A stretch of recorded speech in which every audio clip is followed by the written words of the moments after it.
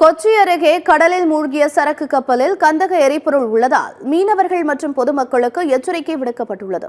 கேரள மாநிலம் விழிஞ்சம் துறைமுகத்திலிருந்து கொச்சி சென்று கொண்டிருந்த சரக்கு கப்பல் அரபிக்கடலில் மூழ்கியது.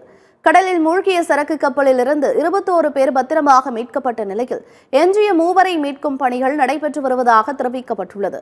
தென்மேற்கு பருவமழையின் காரணமாக கடலில் ஏற்பட்ட பாதகமான சூழலால் இந்த விபத்து ஏற்பட்டிருக்கலாம் என கூறப்படுகிறது. இந்த கப்பலில் உள்ள கண்டெய்னர்களில் 367 மெட்ரிக் டன் அளவில் கந்தக எரிபொருள் இருப்பதாக கூறப்படுகிறது.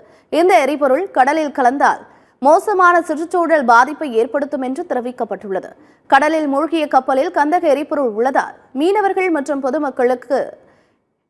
பொதுமக்கள் எச்சரிக்கையாக இருக்க வேண்டும் என்று கடற்படை அறிவுறுத்தியுள்ளது. கடலிலோ அல்லது கடற்கரையிலோ எண்ணெய் அல்லது கண்டெய்னர்களை கண்டால் அதனை தொட வேண்டாம் என்றும் உடனே அதிகாரிகளுக்கு தகவல் தெரிவிக்குமாறும் தெரிவிக்கப்பட்டுள்ளது.